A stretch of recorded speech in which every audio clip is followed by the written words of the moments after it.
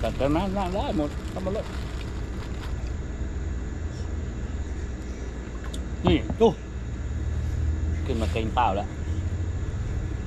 ไปเองครับผม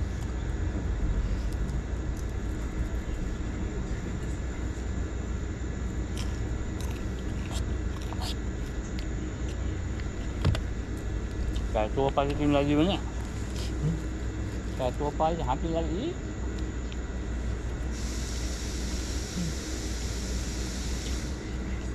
ดูดิ้นปุ๊บอันไหนตกปุ๊บ วัน เนี่ นี้ ย ว่าจะเก็บตำลึง เก็บตำลึงไปทำต้มจืดตำลึง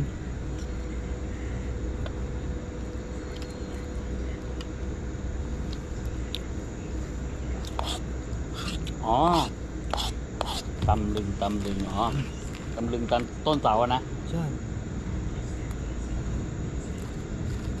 ทำต้มจืด